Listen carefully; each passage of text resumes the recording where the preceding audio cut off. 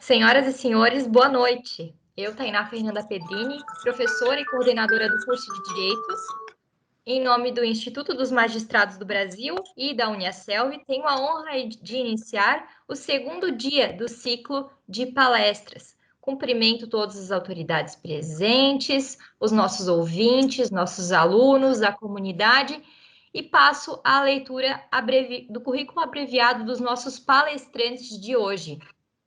William Douglas é desembargador federal do TRF2, professor e escritor. A palestra do desembargador federal William Douglas tem o tema Questões controvertidas sobre a questão racial. A desembargadora Ivone Caetano, desembargadora do Tribunal de Justiça do Rio de Janeiro, corregedora-geral da Corregedoria Unificada das Polícias Militar e Civil e do Corpo de Bombeiros do Estado do Rio de Janeiro. Foi agraciada com a medalha Rosa Negra, outorgada pela OAB do Rio de Janeiro. É vice-presidente do Grupo de Estudos de Igualdade Racial e membro do Conselho Editorial do IMB. O tema da palestra a ser proferida pela desembargadora Ivone Caetano é De onde saímos, onde chegamos e aonde chegaremos, como ficaremos. Renato Ferreira é advogado, formado em Direito na Pontifícia Universidade Católica do Rio de Janeiro, é pós-graduado em Direito pela Escola Brasileira de Administração Pública e de Empresas na Fundação Getúlio Vargas. É mestre em Políticas Públicas e Formação Humana na Universidade do Estado do Rio de Janeiro. É professor e pesquisador nas áreas de diversidade racial e gestão pública e corporativa. Eu, como presidente de mesa, coordenadora do curso de Direito aqui de Brusque, juíza leiga e advogada, também representando o MB, está hoje aqui o desembargador Carlos Prudêncio, a quem muito agradeço a parceria na coordenação de todo esse ciclo de palestras e o empenho realizado. Agradeço de qualquer forma a todos os palestrantes que estão aqui presentes hoje, os nossos alunos. É uma honra para a Uniaselv tanto fazer uma parceria com o Instituto dos Magistrados do Brasil, como também receber todos esses prestigiados palestrantes no nosso evento. Tenho certeza que não só os nossos alunos, mas em si a comunidade que tem a oportunidade de ouvi-los vão angariar muito conhecimento, né? E vão se engrandecer muito com os dizeres dos senhores. Gostaria de informar aos presentes que é possível realizar perguntas no chat ao lado, que serão lidas, triadas e repassadas aos palestrantes ao final do evento. Solicito que durante a palestra os convidados deixem seus vídeos e microfones desligados, a fim de que seja possível ouvir as apresentações. Desembargador Prudêncio, o senhor quer falar alguma coisa nesse início? Senão eu vou passar a palavra ao desembargador William Douglas para o início das palestras. Só aquilo que eu já havia dito ali entre nós mesmos, né?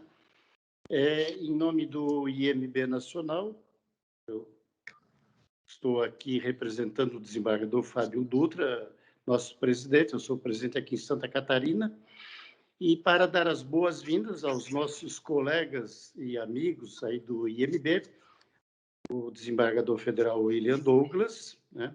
A desembargadora Ivone Caetano e o nosso também professor do IMB, o doutor Renato Ferreira. Então, sejam bem-vindos, né, ao nosso evento do IMB Nacional e em parceria com a Uniaselv. Então, sejam bem-vindos e vocês dirão aquilo que nós sabemos, é a sabedoria. Perfeito. Com a palavra, então, desembargador federal William Douglas. Bem, primeiramente, boa noite. É uma grande honra estar aqui junto com o IMB, junto com a Uniaselv. Quero parabenizar tanto o Instituto dos Magistrados Brasileiros quanto a Uniaselv pela realização do evento, por trazer esse tema tão importante. Quero começar saudando o representante principal da IMB hoje, o doutor Carlos Prudêncio. Quero saudar também a doutora Tainá, representando e coordenando o evento pela Uniaselv. Dizer que é uma honra estar do lado da doutora Ivone Caetano, que vale anotar é a Rosa Negra. Então, ela foi a primeira agraciada com o título, mas vamos deixar bem claro que ela que é a Rosa Negra.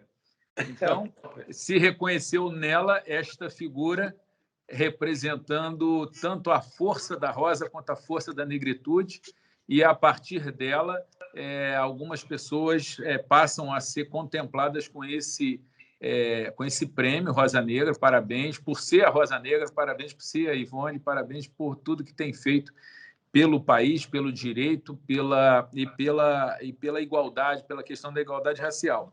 Também quero saudar o doutor Renato Ferreira, que temos uma história muito longa, também professor do IMB, também professor em várias instituições, é coordenador de um curso de pós-graduação justamente nessa questão racial.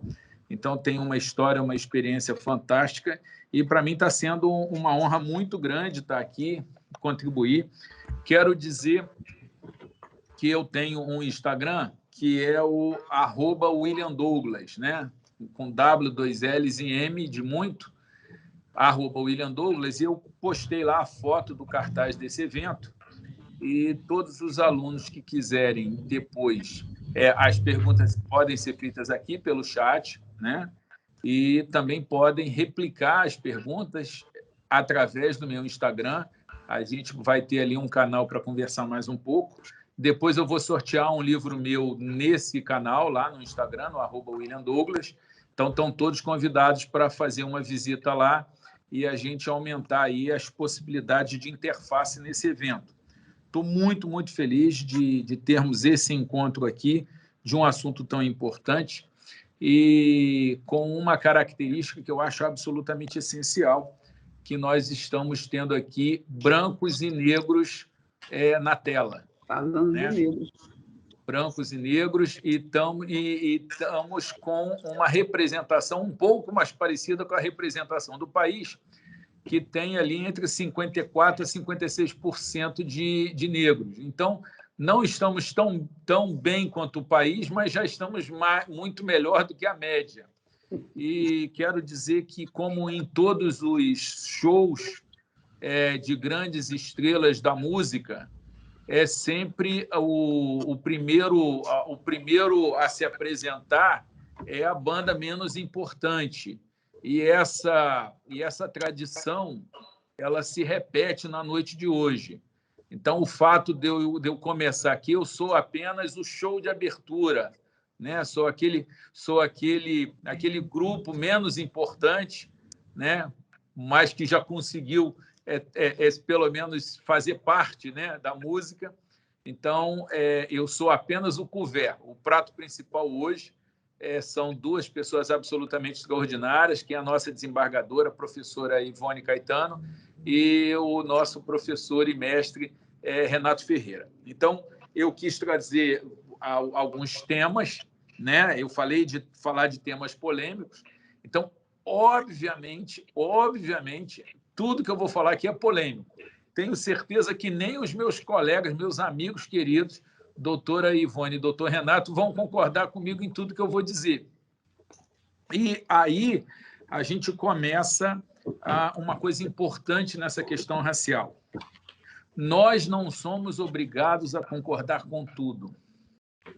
Então, eu tenho uma amizade antiga e sólida com a doutora Ivone, com o doutor Renato, uma relação de admiração, e nem por isso nós concordamos em tudo. Nós não temos as mesmas visões políticas, não temos a mesma religião, não temos as mesmas opiniões sobre a questão racial, que é aquela que nos une nessa noite, mas, ainda assim, os nossos pontos de convergência são muito maiores e mais importantes e mais relevantes do que qualquer eventual divergência.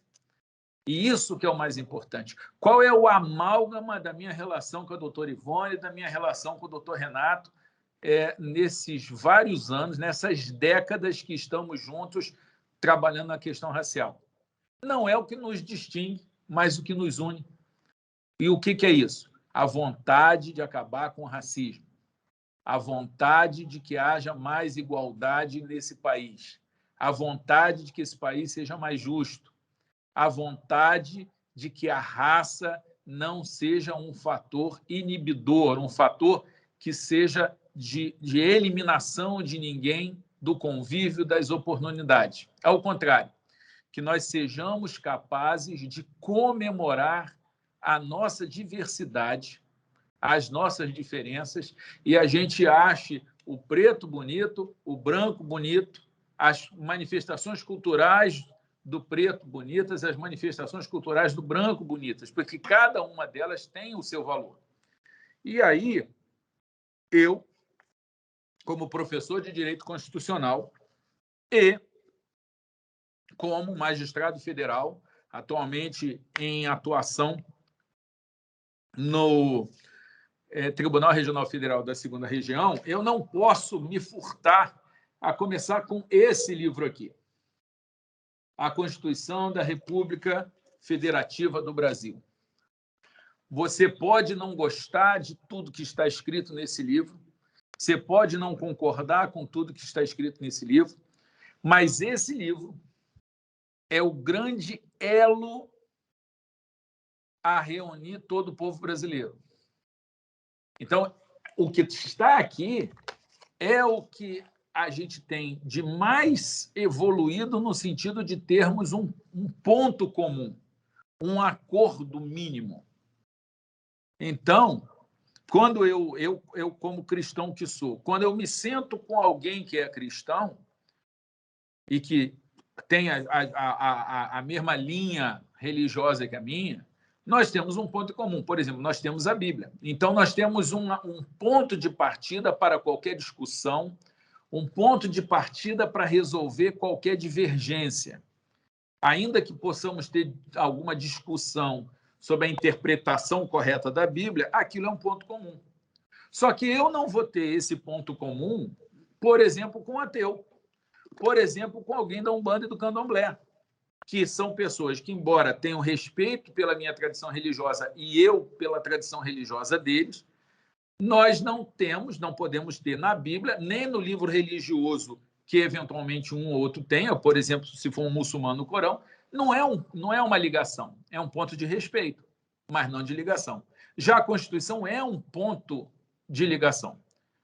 Por quê? Nesse livro aqui, se nós começarmos a cada pessoa só aceitar desse livro a parte que gosta, isso abre o precedente para que a outra pessoa também descumpra o livro. Então, se eu vou cumprir esse livro aqui só na parte que eu concordo e descumprir na parte que eu não gosto, o outro sujeito, que tem outra ideologia, outra vida, outra história, ele pode seguir só o que ele quer. E aí pronto, acabou a sociedade. Nós temos o caos. Nós temos uma guerra de tribos. Daí, se o meu tema são as questões controvertidas, eu quero dizer como resolver as questões controvertidas.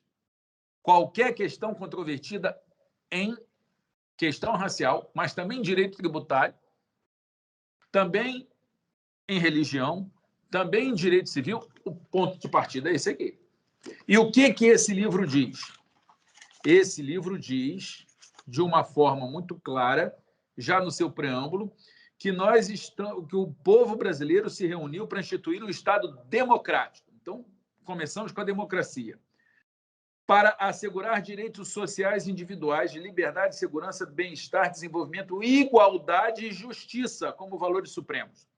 Então, a gente pode falar nesse país em nós queremos igualdade, nós queremos justiça, nós queremos democracia, nós queremos liberdade, segurança, como valores supremos de uma sociedade, olha que coisa importante, fraterna, pluralista e sem preconceitos.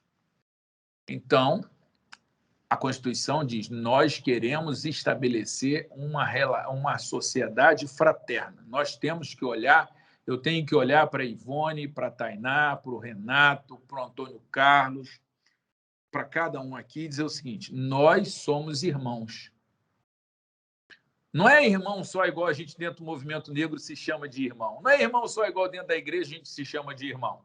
Não é irmão só igual dentro lá o doutor Renato, que é flamenguista, dentro lá da nação rubro-negra, vai se chamar de irmão ou eu junto com os tricolores. Nós somos irmãos porque somos brasileiros. E essa sociedade fraterna, pluralista, sem preconceitos, está fundada e comprometida com a solução pacífica das controvérsias. Nós não podemos deixar com que as nossas divergências cheguem ao ponto de haver a solução não pacífica. Então, por exemplo, quando nas manifestações agora recentes, um grupo de pessoas quebra as instalações da Universidade Presbiteriana Mackenzie, em São Paulo, coloca fogo, faz quebra-quebra. Isto está contra esse livro. Não tem nada a ver se é de direita ou de esquerda.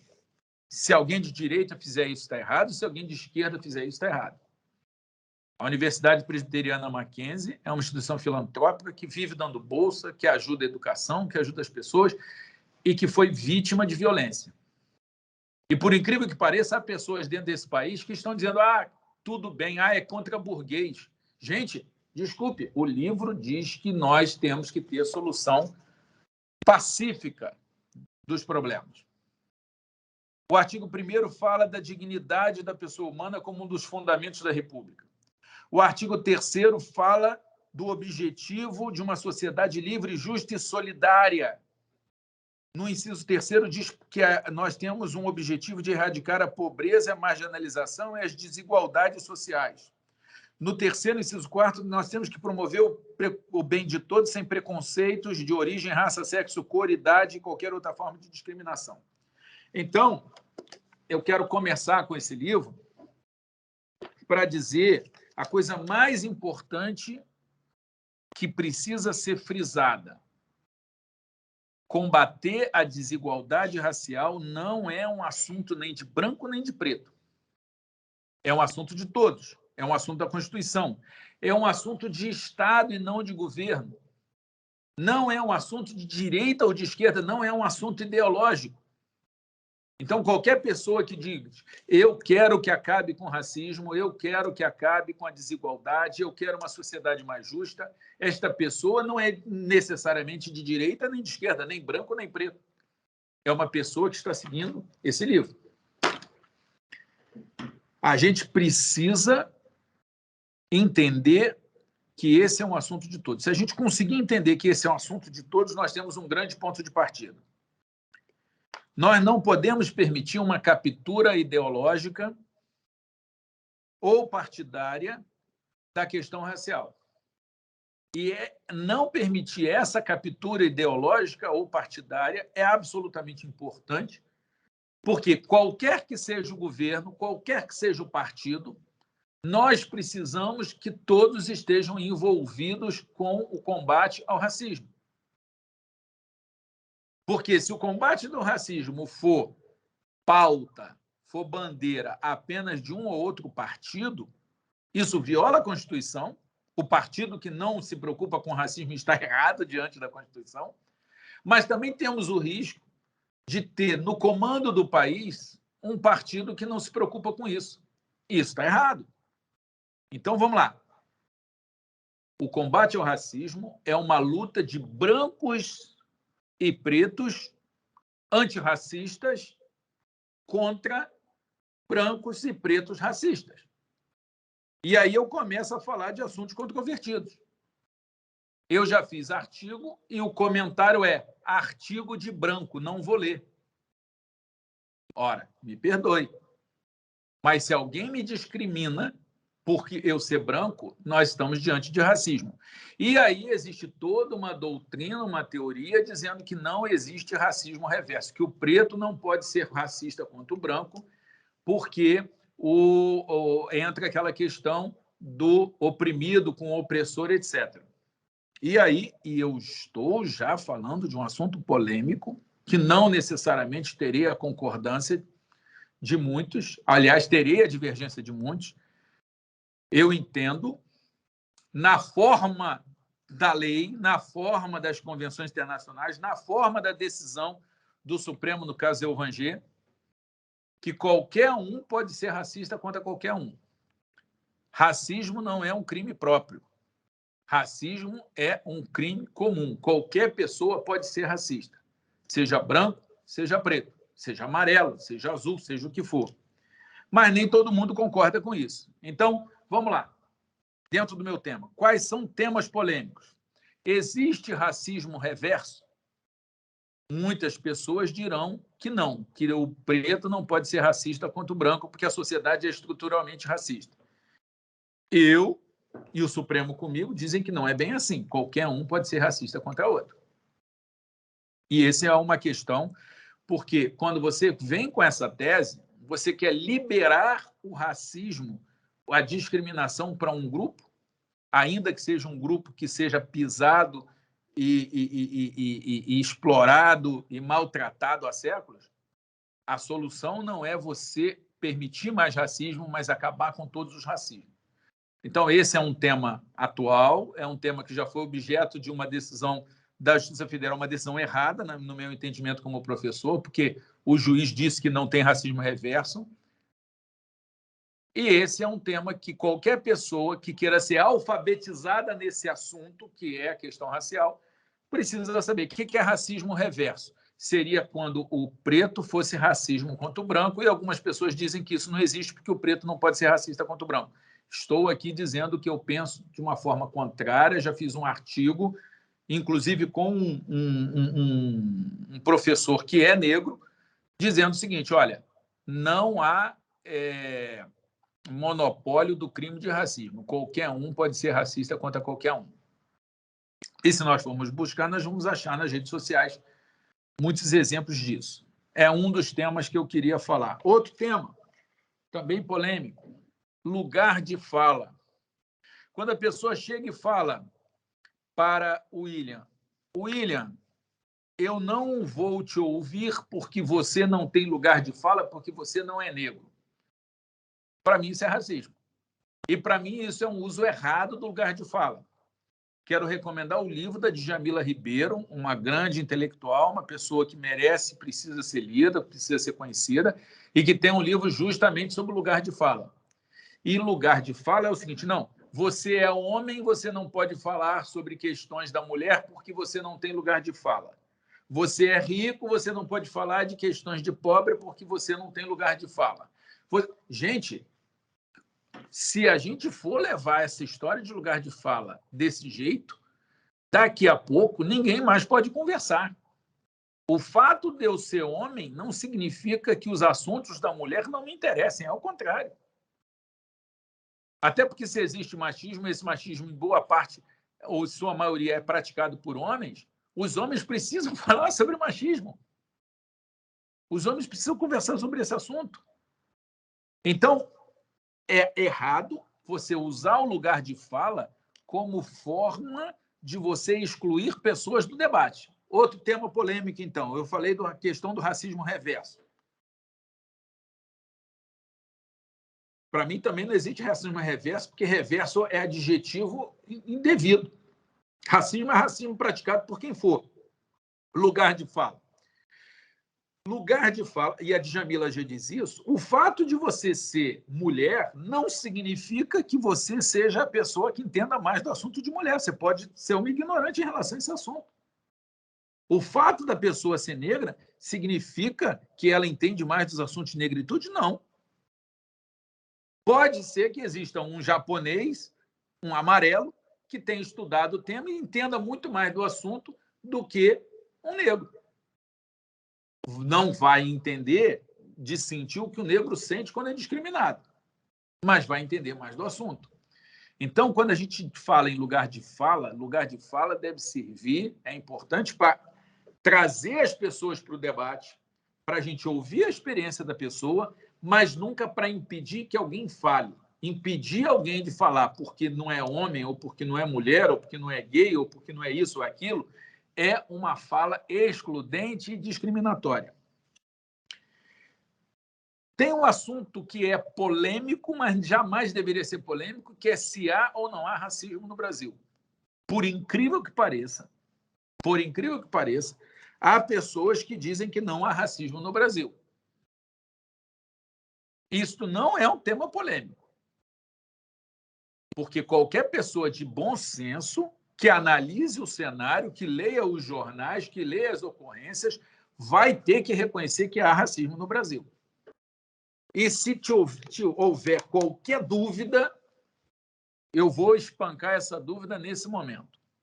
Se você dividir a população brasileira em 10 degraus em termos de riqueza, tem o degrau, o 10º degrau lá em cima são os mais ricos e o primeiro degrau aqui embaixo são os mais pobres.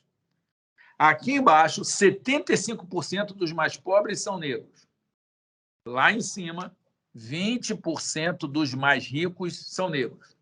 Ora, se os negros são ali uma faixa de 54% a 56% da população, lá embaixo, no primeiro degrau, deveria ter de 54% a 56%. Assim como lá em cima, no degrau mais alto, a mesma coisa, deveria ter 54% a 56% de negros. Os gerentes também têm essa desigualdade. Os líderes também têm essa desigualdade. O judiciário tem uma desigualdade extrema. Se você pegar a foto do Tribunal de Justiça de São Paulo, só tem branco. Você não vê negro. Se você pegar qualquer tribunal, você não vai ver negro. Vai ver em alguns negros. Então, as estatísticas confirmam que nós temos racismo nesse país. Que nós temos... outro tema polêmico, a desigualdade racial, a dívida histórica. Meu irmão, eu não preciso nem discutir dívida histórica. Nós temos uma dívida atual, uma conta vencendo hoje, uma fatura para hoje, aonde nós temos que consertar esse problema. E não vai ser fechando os olhos que a gente vai consertar esse problema. Então, é mais um tema polêmico. Outro tema polêmico, as cotas nas universidades, as cotas nos concursos. Tem que ter cota ou não tem que ter cota? Bem, a lei diz que tem que ter cota e o Supremo já disse que essa lei é constitucional. Então, esse assunto, em parte, está superado. Mas nós temos a revisão da lei das cotas agora, que está se aproximando.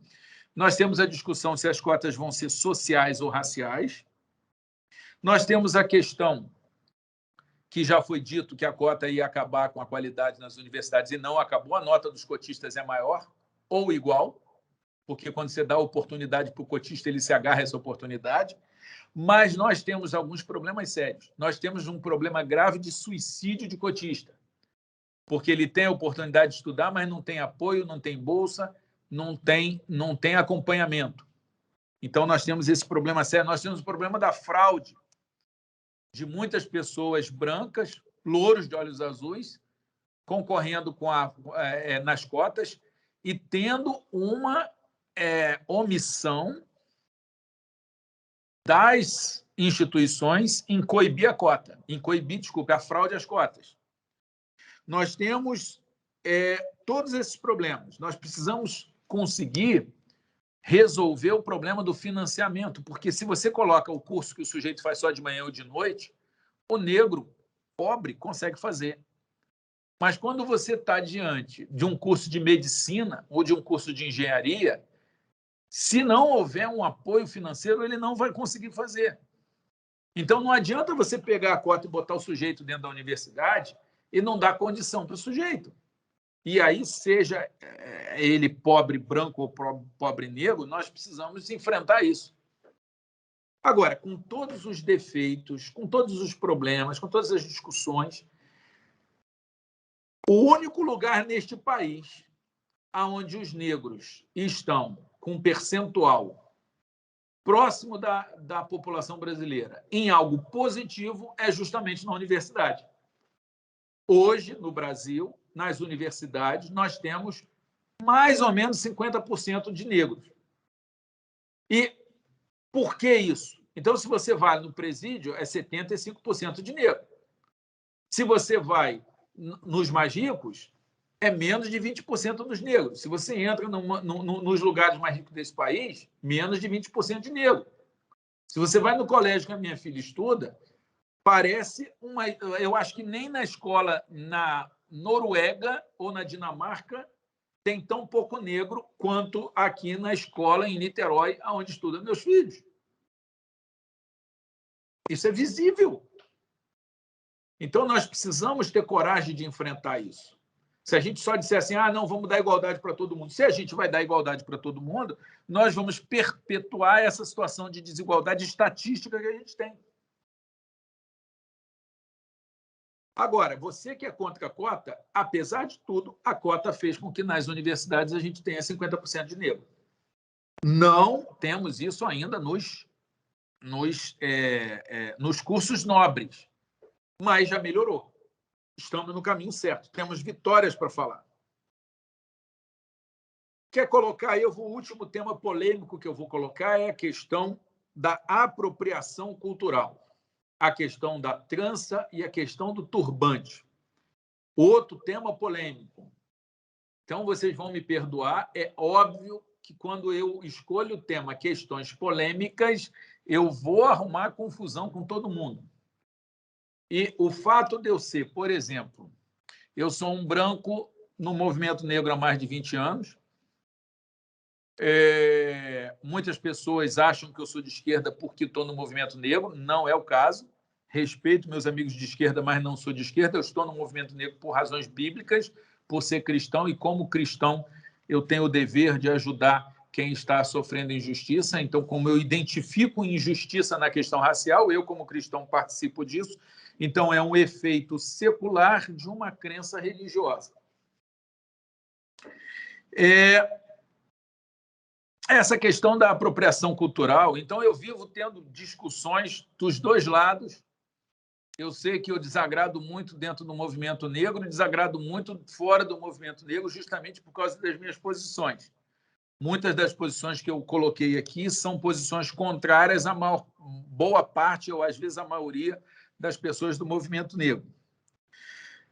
Vamos lá. Gente, trança e turbante não é propriedade de nenhuma raça.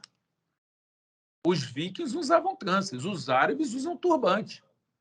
Então, quando você vê uma pessoa branca usando um turbante, eu acho que isso devia ser comemorado, porque é uma pessoa usando algo que é mais comum nas mulheres negras e mostrando que é bonito. Tanto é bonito, tanto é atraente, que a mulher branca vai usar lá o turbante. E isso não deveria ser motivo de pessoas do movimento negro falarem que ela não pode usar o turbante. Ao contrário, devia ser comemorado, porque elas estão confirmando a beleza de um adereço tipicamente negro, mas não unicamente negro.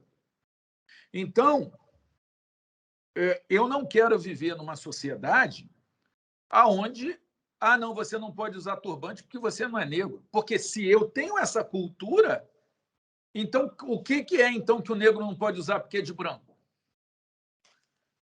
Gente, a gente precisa separar branco e negro quando é para fazer uma ação afirmativa para corrigir uma desigualdade que é estatística. Agora, nós não podemos dividir branco e negro para as coisas boas, para ter o direito de ter acesso às coisas. E aí vou me valer da palavra de Martin Luther King, que diz no seu obrigatório discurso Eu Tenho um Sonho, que as raças precisam se unir contra o racismo e que ele quer viver, e eu quero também, num país onde as pessoas não sejam julgadas pela raça, pela cor dos seus olhos ou pela cor da sua pele, mas sim pelo conteúdo do seu caráter.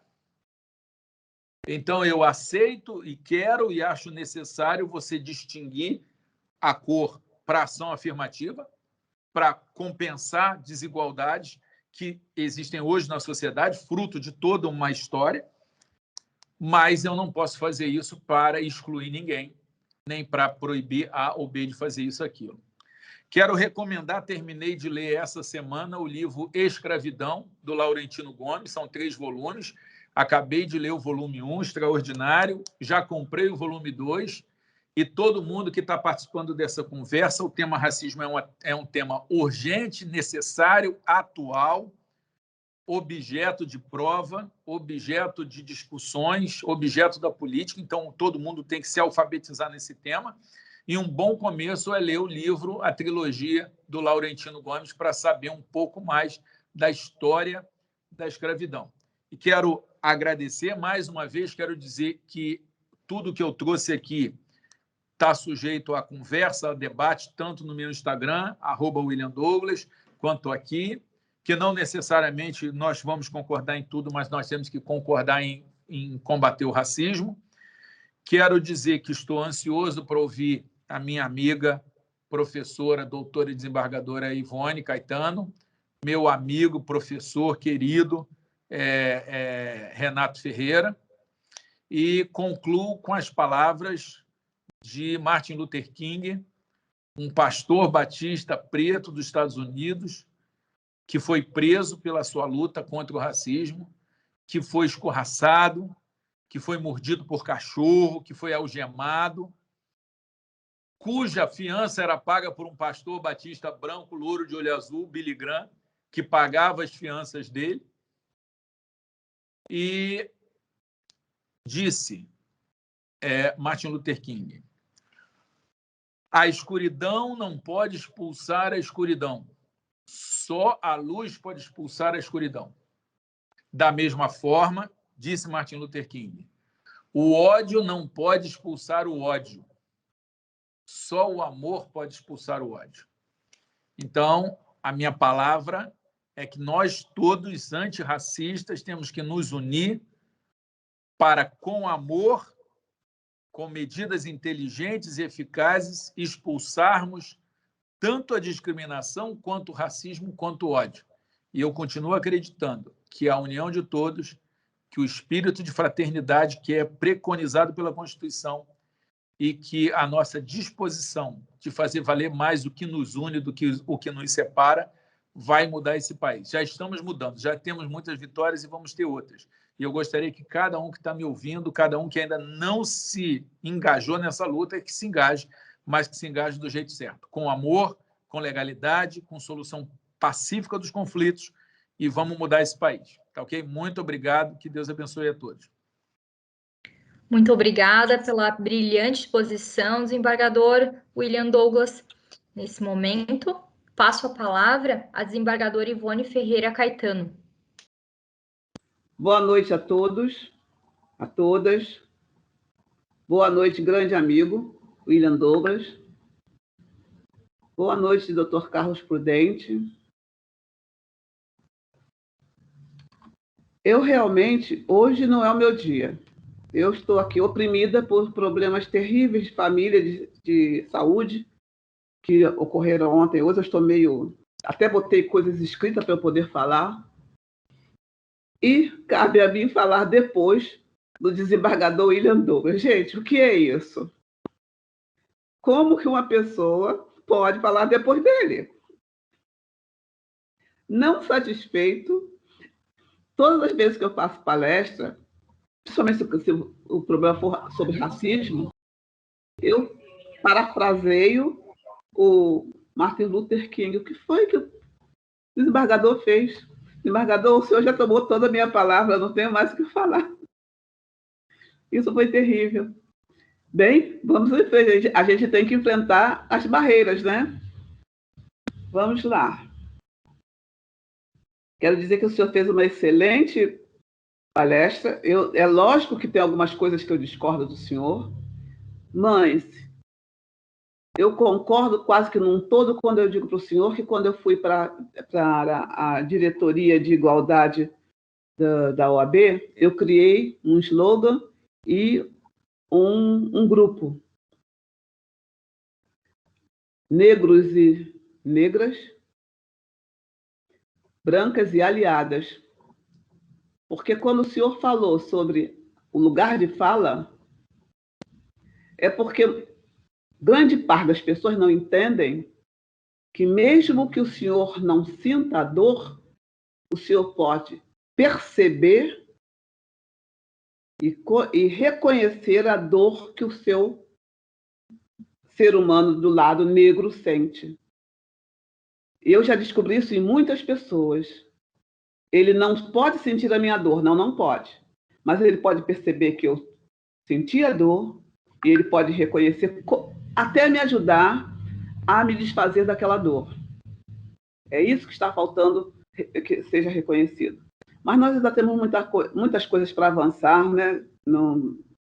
Ainda estamos no meio do caminho. E o tema é racismo e igualdade. Eu acho que para se falar em racismo e igualdade, nós temos que voltar ao tempo da ancestralidade dos meus ascendentes e verificar que o racismo aqui se criou justamente na época da escravidão. Justamente quando o negro foi trazido para as Américas. E mais, justamente quando houve o projeto econômico no qual o negro era uma peça, no qual o negro era uma moeda. E o racismo reverso, esse eu acho que eu não acredito. Eu não acredito nele. Mas existe um outro racismo, professor, que é o racismo do negro contra o negro. Este é muito sério.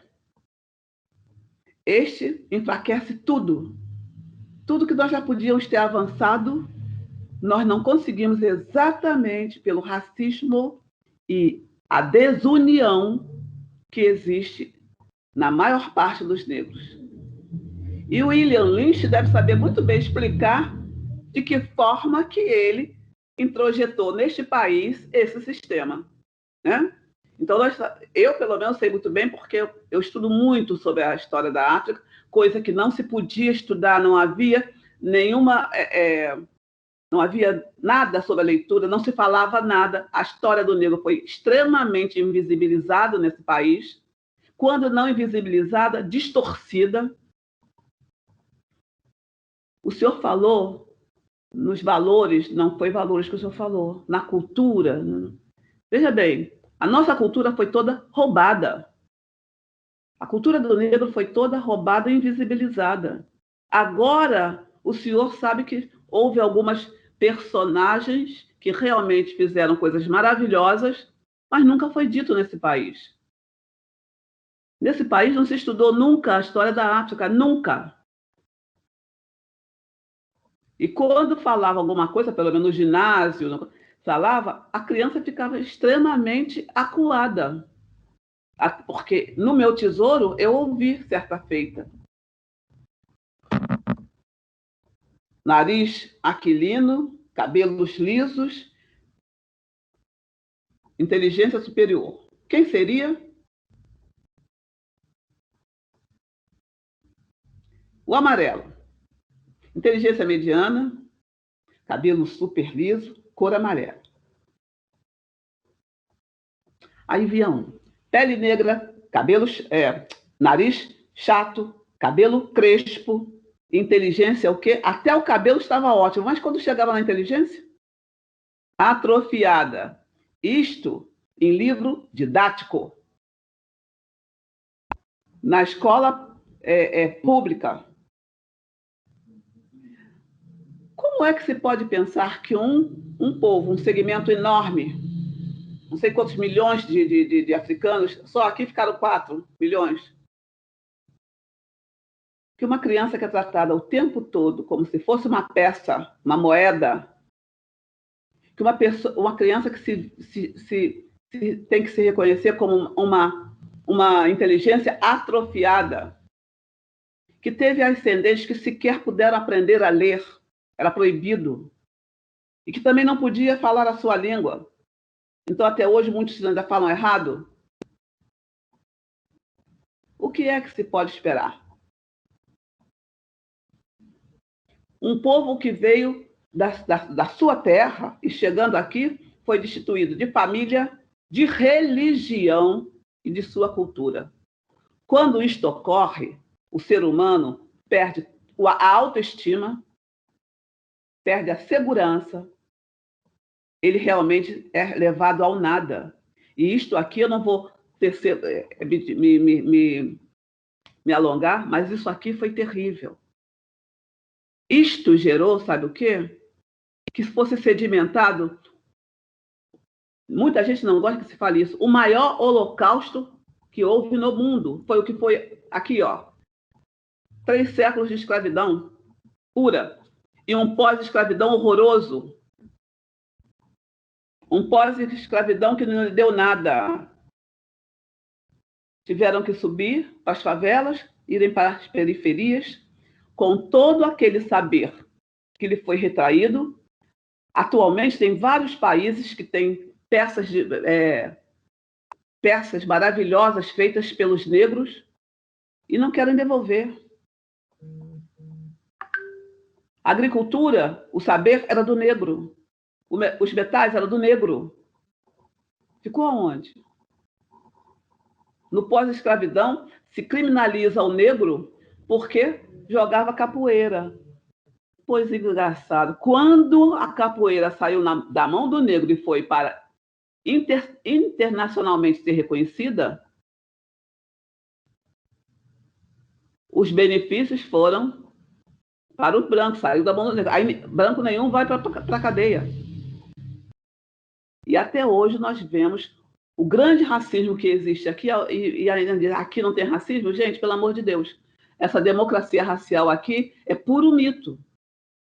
Tudo nesta terra é racismo. Tem pessoas como eu que eu pouco estou somando para o racismo. Eu continuo caminhando, pronto, está acabado. Não gostou, vira a cara, porque eu vou continuar caminhando. Graças a Deus, até hoje ele me deu essa possibilidade.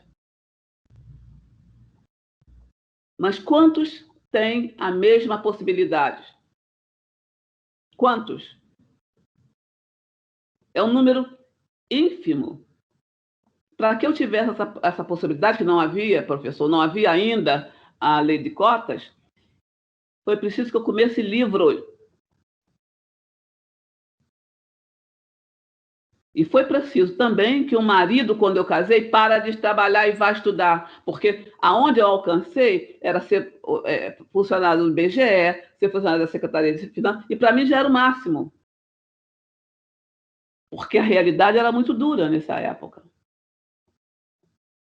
E, infelizmente, eu estou vendo um retrocesso. Nós já tivemos avanços, muitos devidos aos movimentos negros. Eu nunca pertenci a nenhum movimento negro, a não ser o meu próprio, o da minha família. Eu e meus 11 irmãos.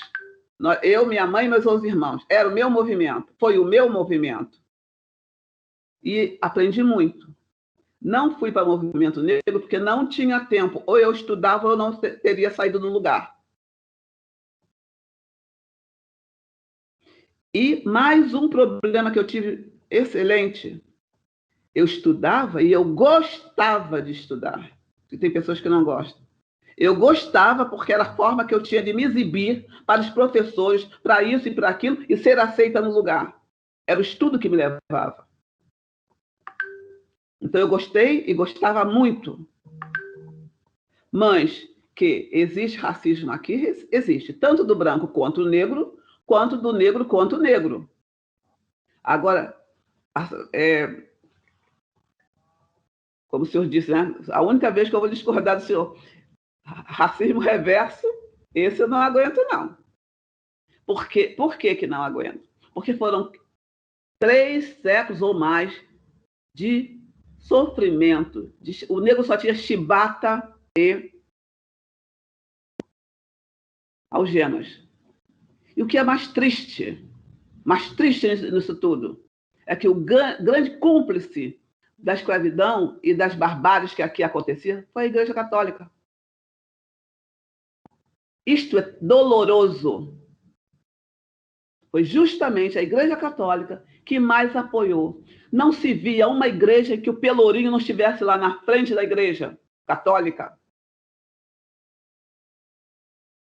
E de que forma que o negro... Qual era a formação, qual é o encaixotamento que se fez no cérebro do negro? A carta de William Lynch também pode resolver, né? É jogar um contra o outro, até porque já traziam os mesmos inimigos. E aqui foi um terreno espetacular para desenvolver isso. Até hoje nós ouvimos o seguinte: o negro não tem motivo nenhum para se orgulhar do seu cabelo. Então, até hoje, o que se coloca na cabeça do negro é que, para que ele seja superior, me desculpem a expressão horrorosa que eu vou falar, ele tem que imitar e tem que lamber o sapato do branco, para que ele possa alcançar algum espaço. É óbvio que já melhorou muito esse entendimento, mas os projetos aqui criados ainda têm efeito. Haja vista o terrível preconceito religioso existente agora, vigorando agora. É terrível o preconceito religioso. Como disse o professor William, cada um tem obrigação de respeitar a religião do outro. Você não gosta? Não olha, não faça, não professe. Agora respeita. Como você quer respeitar a sua religião e não respeitar do próximo? Como que você, desculpe, mas por que você usa a Bíblia, né? E a gente vê isso no pentecostais, a gente vê isso no fundamentalismo. Você usa a Bíblia e, em nome de Deus, você quebra a casa de um bandista, de um candomblecista, você quebra tudo que está lá dentro. E aí diz, em nome do meu Deus não acha que eu fiz isso. Isso aí não é contra meu Deus. Mas como? Como? Eu não me lembro.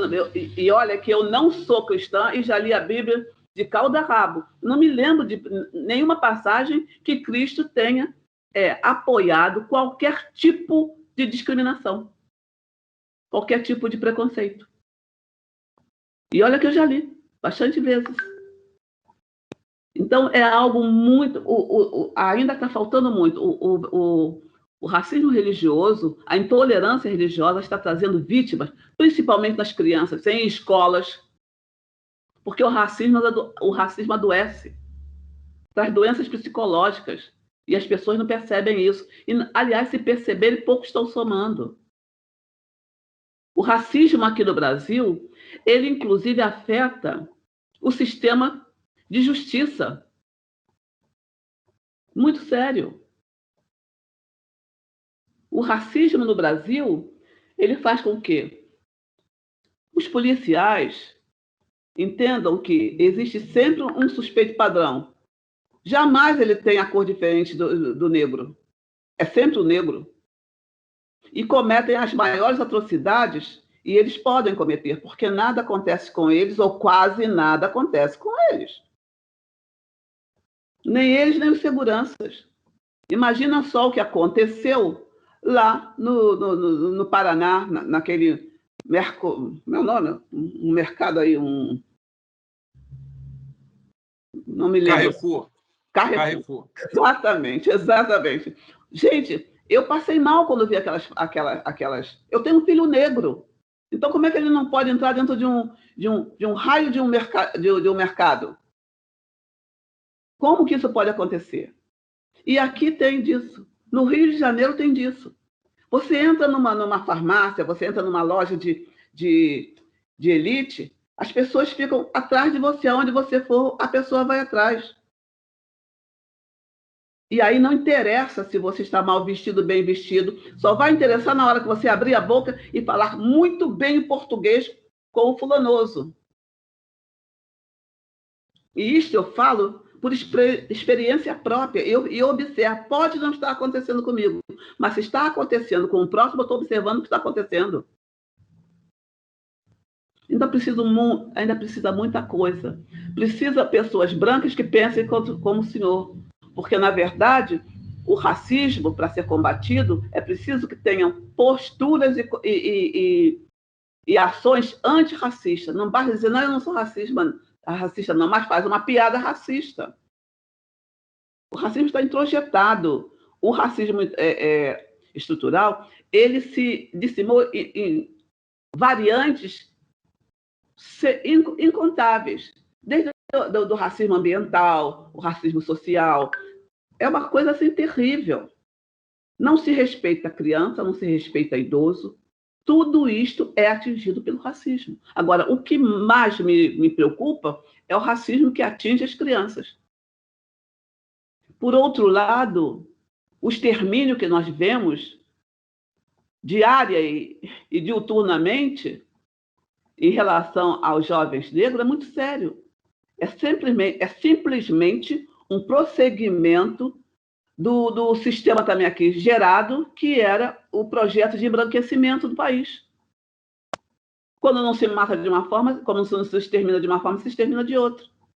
Ou se extermina psicologicamente, ou se extermina realmente. É muito grave o que acontece aqui.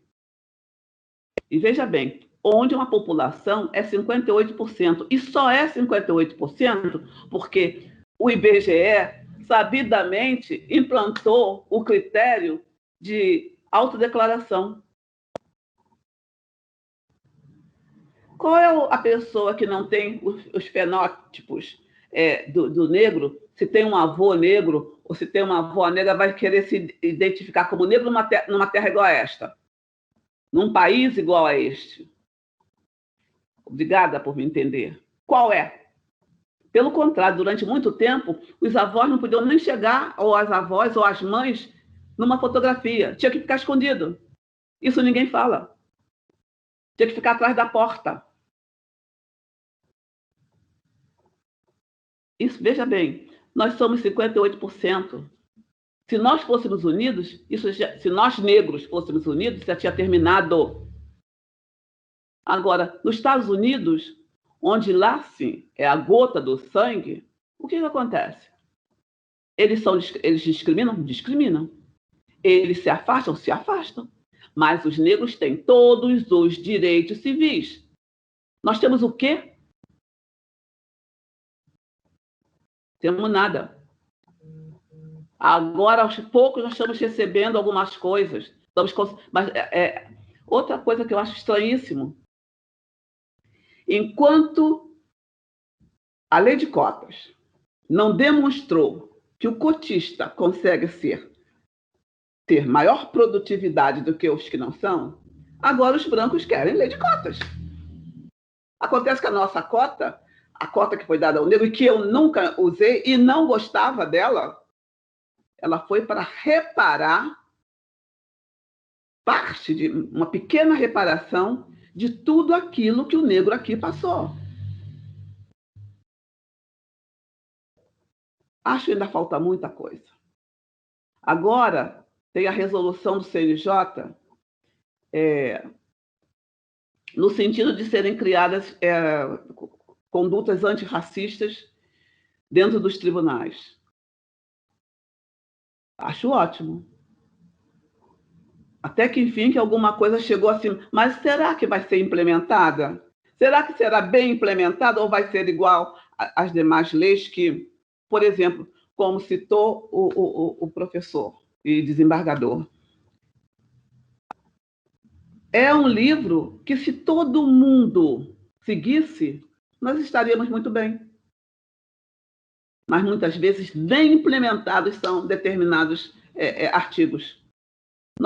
O artigo 5º é maravilhoso, não tem o que se fazer mais além daquilo.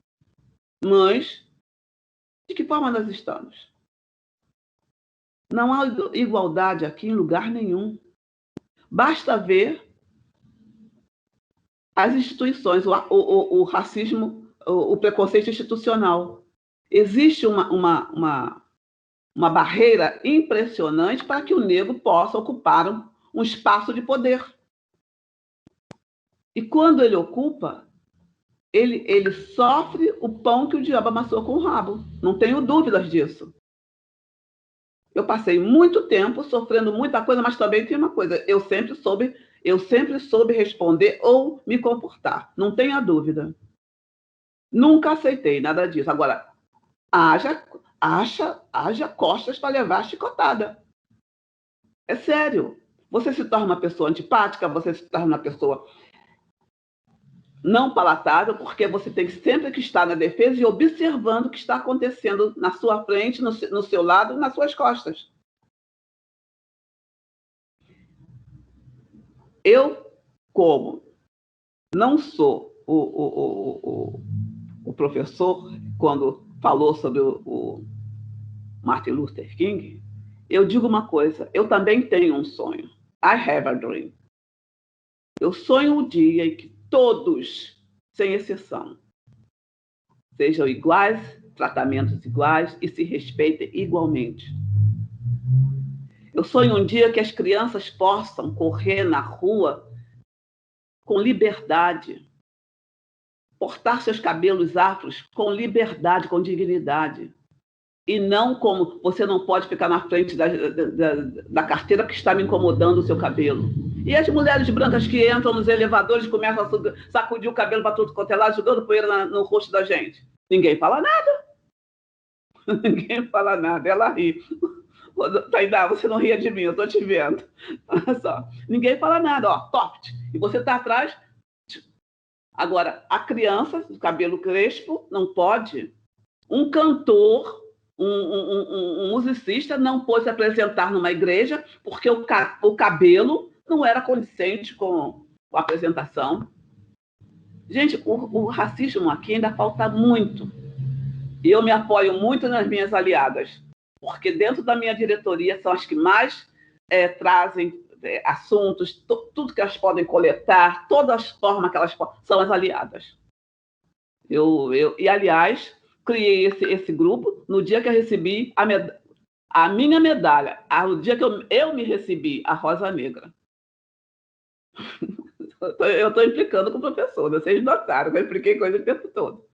Mas porque para falar sobre esse assunto, é preciso você não estar mal-humorado, é preciso que você possa respirar para poder falar, porque é muito duro o racismo. Infelizmente, num país em que a população, inclusive, é superior, já poderia estar muito à frente, já poderia...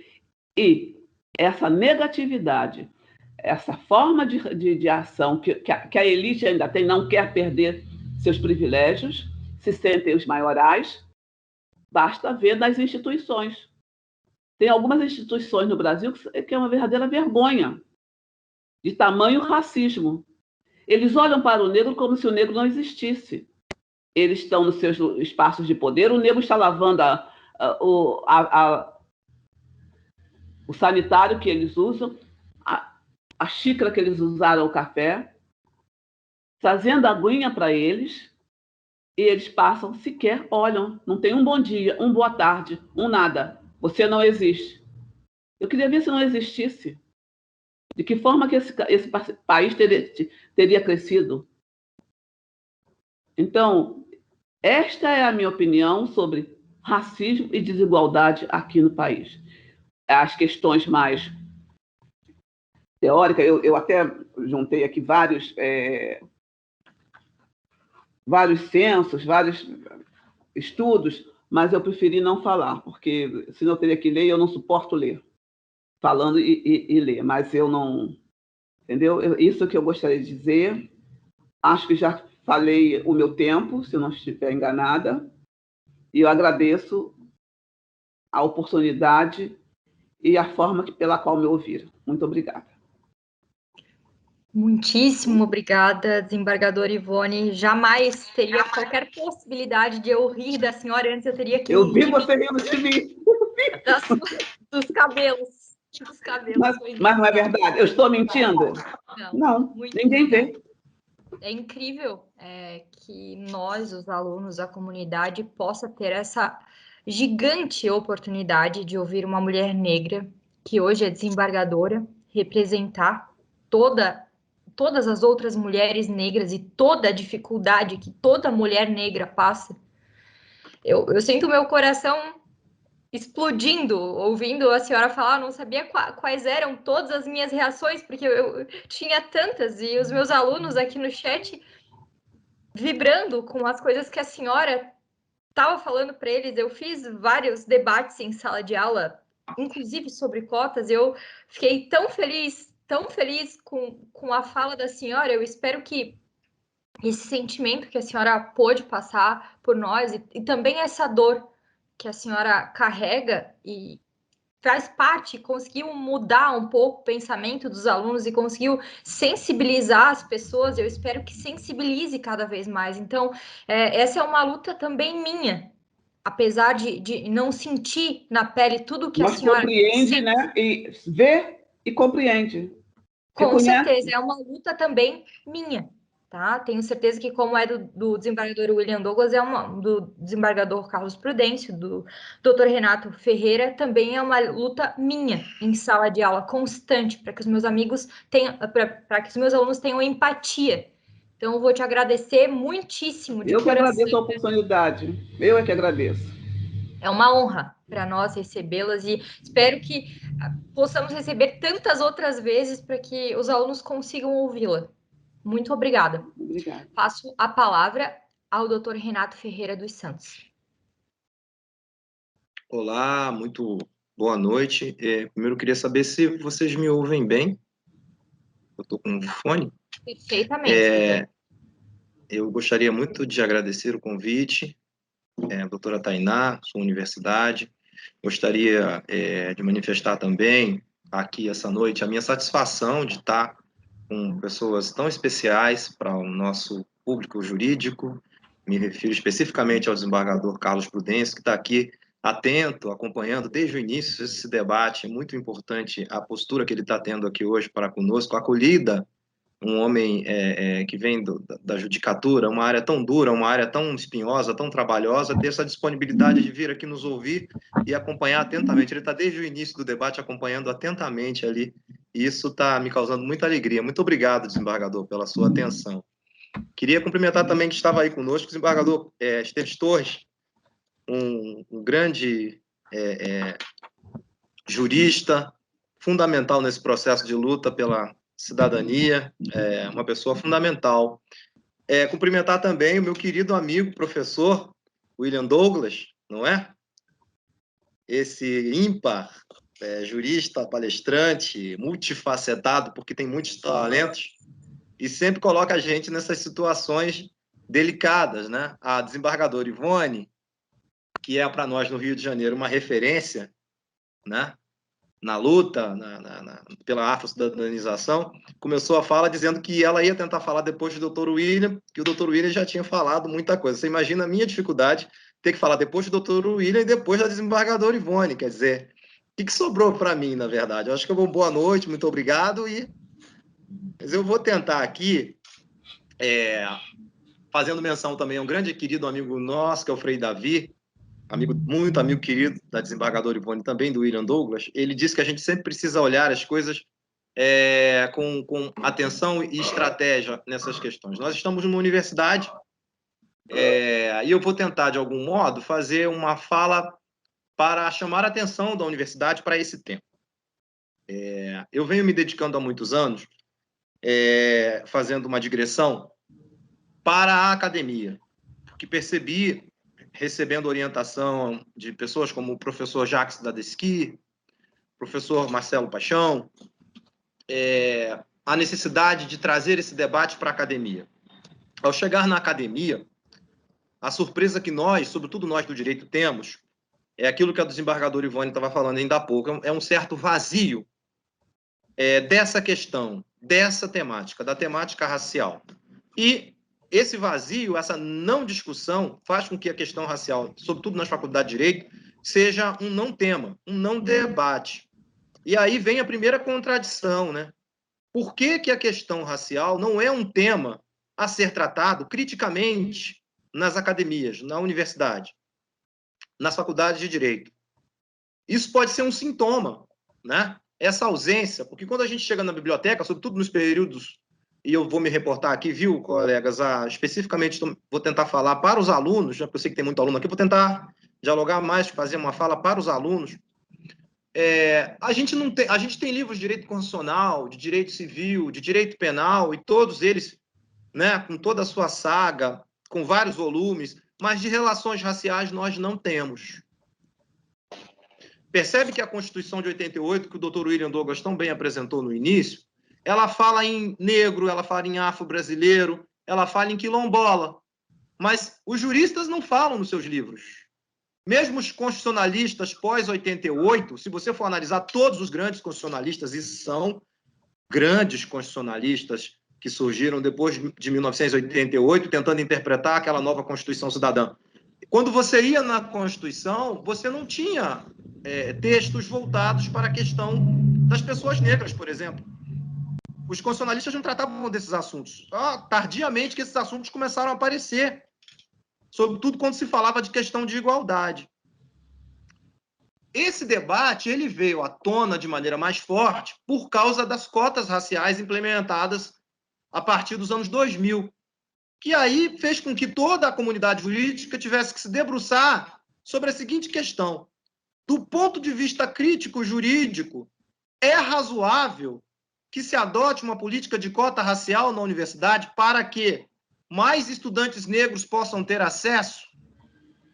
Então, essa pergunta que a comunidade jurídica teve que se debruçar, a gente já sabe qual foi o resultado da resposta, porque o Supremo, de algum modo, já pacificou esse debate desde 2012. Mas, naquela altura, não havia maturidade jurídica para discutir isso. Eu vi muita gente boa tentando discutir com dificuldade, porque não houve, durante os anos pregressos, nas faculdades de direito, publicações, pesquisas, teses sobre esse tema. Veja, a universidade, em relação à questão racial, se furtou ao debate. Não havia. Então, parece que a universidade, nesse assunto, se recusou a pensar. Quando eu falo universidade, eu estou falando do modo geral, de todas as universidades. E eu estou falando aqui do nosso ensino jurídico. O ensino jurídico brasileiro recusou-se a pensar a questão racial e os seus desdobramentos sócio-jurídicos. E foi uma das últimas a ter que contribuir com esse assunto. Então, aproveitando que a gente está numa universidade, é muito importante que o ensino jurídico se volte a debater essas questões. Por quê? O que a questão das cotas e a polêmica que o doutor William Douglas trouxe tão bem demonstram para a gente? Esses assuntos não estão resolvidos. Esses assuntos não estão pacificados na ordem jurídica constitucional. Se ainda são assuntos polêmicos, é porque ainda falta tese, ainda falta debate, ainda falta crítica. E a universidade, o ensino jurídico, não pode se furtar a fazer esse debate. De qualquer modo, quer seja para concordar com uma corrente, quer seja para não concordar. É muito comum em direito, é muito comum na nossa área jurídica, qualquer tema ser polêmico e ter uma corrente que pensa de um jeito, uma corrente que pensa do outro, um tribunal que entende de um jeito, um tribunal que pensa do outro. Isso, para nós, no direito, é salutar. Mas na questão racial, fora do movimento negro brasileiro, você não encontrava o debate, você não encontrava as pessoas discutindo, as pessoas se furtavam. Esse tema não era um tema importante. Então, eu queria primeiro fazer essa advertência. Por que eu estou dizendo isso, professora Tainá? Em 2018, o Ministério da Educação ele trouxe uma resolução através de seu conselho que obriga os cursos de direito a implementarem a temática racial nas faculdades. E alguns estudos empíricos que tivemos acesso demonstram que são poucas as universidades que até agora colocaram em vigor essa resolução do Conselho Nacional de Educação. Estou me referindo mais especificamente à resolução número 5 de 2018, que instituiu as diretrizes curriculares nacionais para os cursos de graduação em Direito. E essa resolução, no seu artigo 2º, determina que as faculdades de Direito implementem o estudo das relações raciais, e pouquíssimas faculdades o fizeram. Então, eu penso que hoje aqui é uma oportunidade que a universidade está abrindo para a gente, de uma maneira muito importante, que esse tema seja colocado. Porque se tivéssemos feito isso lá atrás, não teríamos tanta dificuldade de entender melhor esse tema. E aí eu vou situar academicamente a discussão, porque eu acho que é o que eu posso contribuir aqui depois das falas tão maravilhosas que me antecederam. Esse tema das relações raciais é um tema recorrente. Não é um tema novo. E é um dos temas mais difíceis das democracias. Percebe que a questão racial ela é uma temática que cruza toda a América Latina. Em alguns países, como é o caso do Brasil e da Colômbia e dos Estados Unidos, o impacto maior na questão do negro, na questão racial. Mas em países como Venezuela, por exemplo, Bolívia, por exemplo, né, toca mais a questão étnica, a questão indígena. Então, nesse processo que nós chamamos de diáspora, que foi o primeiro processo que povoou a América colonizada, esses novos povos que vieram, né, sobretudo negros, formar o continente americano, em nenhum desses países essa questão foi resolvida.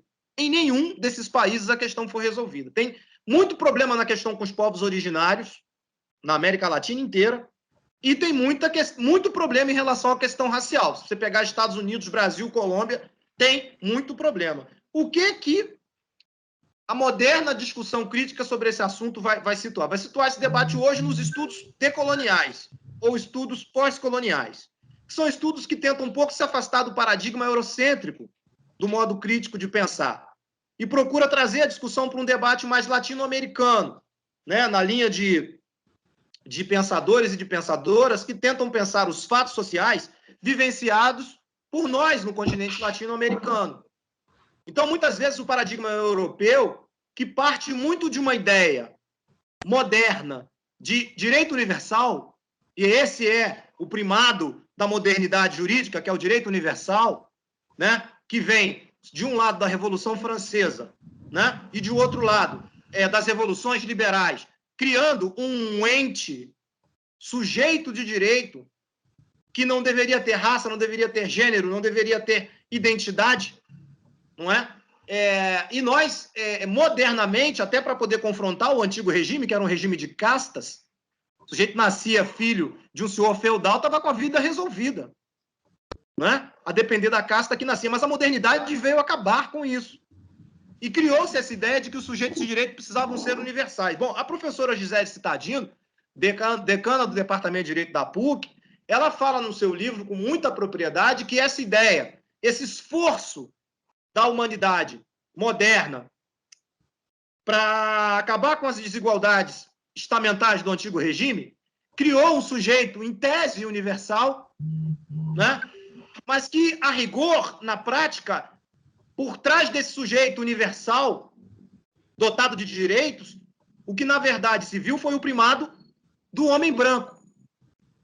Do homem branco cristão, do homem branco não portador de nenhuma necessidade especial, do homem branco conservador capitalista. Porque são esses os indicadores que a gente vê quando vai analisar as instituições. O doutor William, ainda há pouco, falou do Tribunal de Justiça de São Paulo. E o que se vê lá não é diferente do que a gente vê no sistema jurídico de um modo geral. São processos históricos e sociais que nós herdamos do colonialismo, mas que nós não precisamos deixar como herança para os que virão. Esse é o ponto. Esse é o ponto. Nós herdamos, mas nós não precisamos deixar como herança para os que virão. Então, essa inflexão é muito importante. Entender que esse processo histórico, que, ao mesmo tempo, eu vou fazer uma análise com base num teórico português chamado Boaventura de Souza Santos, ao mesmo tempo que representou um processo de colonização europeu, né, que levou desenvolvimento, né, levou progresso para a Europa, também foi extra-europeu, porque levou colonialismo, racismo, subjugação, machismo para os outros povos colonizados. Então, nesse aspecto, é muito importante que as ciências sociais e o direito aí, como uma ciência social aplicada, repense o ensino jurídico e passe também a considerar outros sujeitos de direito que não se enquadram nesse modelo moderno universal. Sujeitos de direitos que foram excluídos das análises críticas do sistema de justiça. Então, a nossa modernidade aqui, né, e a gente pode falar dela a partir da Constituição outorgada, de 1824, dizia que todos eram iguais perante a lei.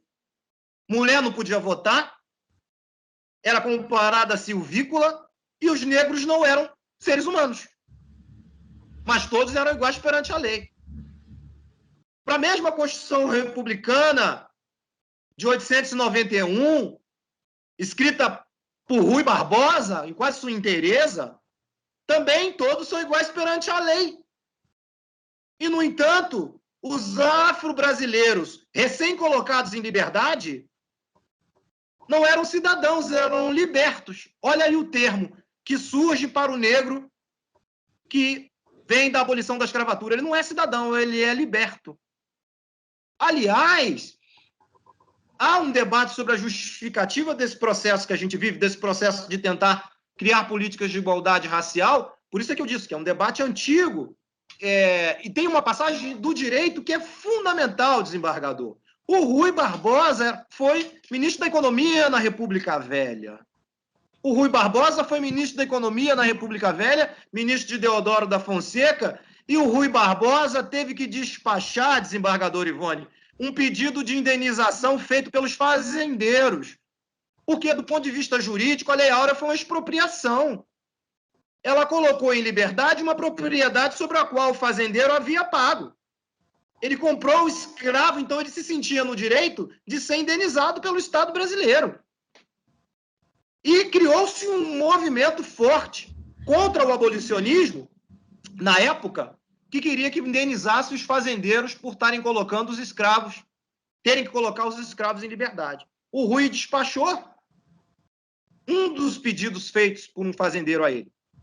E ele disse, olha, se tiver que indenizar alguém, que indenizem os escravos. Se tiver que indenizar alguém, que indenizem os escravos. Então, desde Rui Barbosa, em 1891, 92, 93, que já se sabia que alguma coisa o Estado brasileiro teria de fazer com aquela enorme população afro-brasileira, e não mais africana, que estava saindo do cativeiro. Que o abolicionismo só representava muito, mas era pouco, frente às mazelas de mais de 380 anos de escravidão, para fazer uma homenagem ao meu querido William, que acabou de ler, o historiador, que está escrevendo em 3 volumes a questão da abolição da escravidão no Brasil, o Laurentino. Então, desde lá já se sabia que o Brasil teria que forjar o seu nacionalismo, de algum modo, integrando a grande miscigenação. O censo brasileiro feito no século XIX, o primeiro censo, dava conta de uma população mestiça da ordem de 70%. Eu vou falar dados empíricos aqui. 70% de pretos e mestiços no Brasil, no primeiro censo do século XIX que se fez. E qual foi a saída do Brasil, da Argentina, do Chile, da Colômbia? Dos Estados Unidos, Martin Luther King falava muito isso.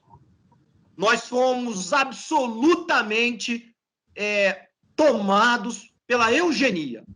Neste momento crucial em que nós estávamos formando os Estados nacionais, formando uma identidade nacional, não havia mais necessidade de ter lutas e de guerras separatistas. Nós precisávamos forjar um sentimento, uma bandeira, um território, uma língua, um povo. Nesse momento crucial em que nós precisávamos também de um direito que nos unisse como cidadãos, nós fomos absolutamente amalgamados pela eugenia. E o que a eugenia estabeleceu naqueles primeiros 30, 40 anos de modernidade brasileira? Que o modelo de desenvolvimento que o Brasil deveria seguir era o modelo europeu. Que o modelo de organização social seria o modelo europeu. Isso está escrito textualmente nas cartas que se escreviam por Pedro II, nos debates que se faziam na academia, na própria Casa Legislativa aqui no Rio de Janeiro, né? Todos esses debates vão aparecer nos legisladores durante o período da Lei Áurea. Havia um grande temor que os negros fossem colocados em liberdade e que o Brasil fosse um novo Haiti. Então, todas essas preocupações estavam candentes ali. Qual foi a saída que o Brasil adotou como Estado moderno? Vamos fomentar a vinda de imigrantes europeus para produzir o nosso desenvolvimento mais próximo da Europa. Temos que embranquecer a nossa população. Isso é texto que eu estou revivando aqui. Vamos embranquecer a nossa população. É 70% mestiça.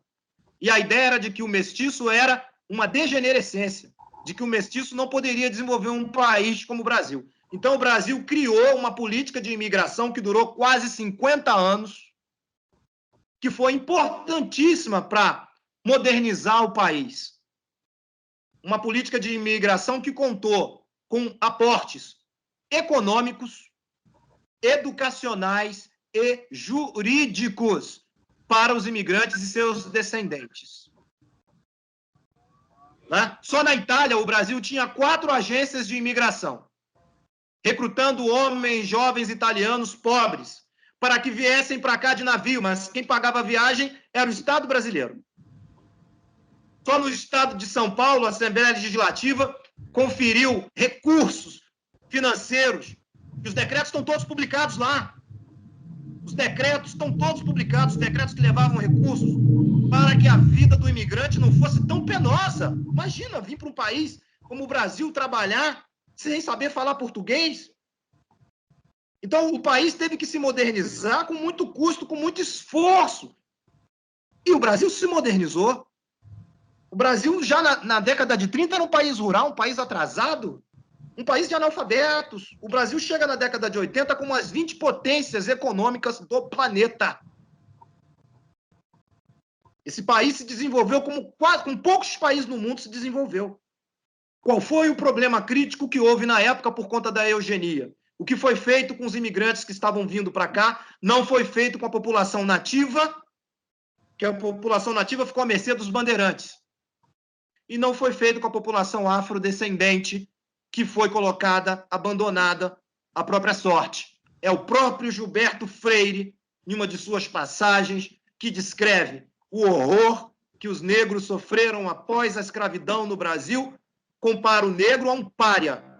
Os negros pós-escravidão, vai dizer o próprio Gilberto Freire, eram párias. Párias dos quais iam nascendo, crescendo e morrendo outros e outros párias. Sofreram uma discriminação atroz, vai dizer o mestre de Apipucos. Porque o Brasil entrou num pensamento de que o modelo europeu de integração e desenvolvimento teria que excluir o mestiço, teria que excluir o afro-brasileiro. Por isso a tese do próprio Freire, em Casagrande e Senzala, é tão importante, porque é uma tese que ele descreve para os eugenistas. Porque a primeira coisa que o direito vai fazer com o negro é criminalizar, como a doutora Ivone falou, com muita propriedade, o candomblé, é criminalizar o samba, é criminalizar a capoeira no Código de 1890. Código Penal de 1890 discrimina e criminaliza o candomblé, a capoeira e o samba.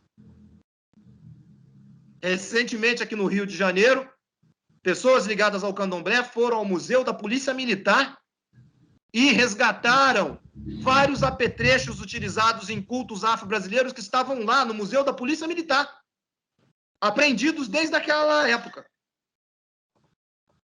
Então, na Constituição de 34, se fala em igualdade e em combate à discriminação por raça, mas é na mesma Constituição de 34 que se adota a eugenia como política pública, textualmente na Constituição.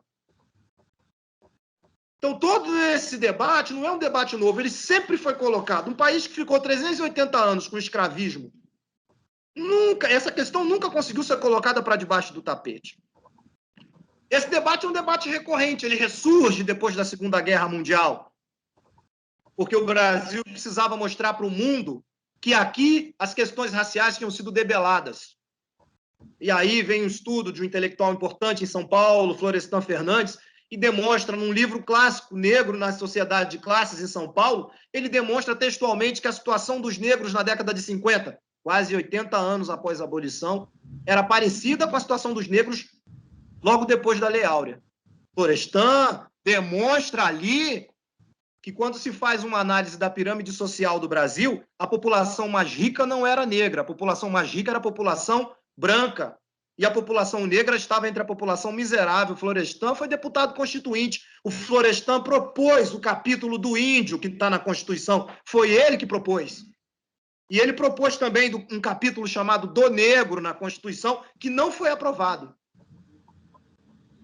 Só foi aprovado o capítulo do índio. O capítulo do negro que ele propôs não foi aprovado. E o Florestan falava que quando ele passou a analisar a situação do negro em 1950, para escrever a tese dele, em muitos momentos ele tinha que parar para chorar.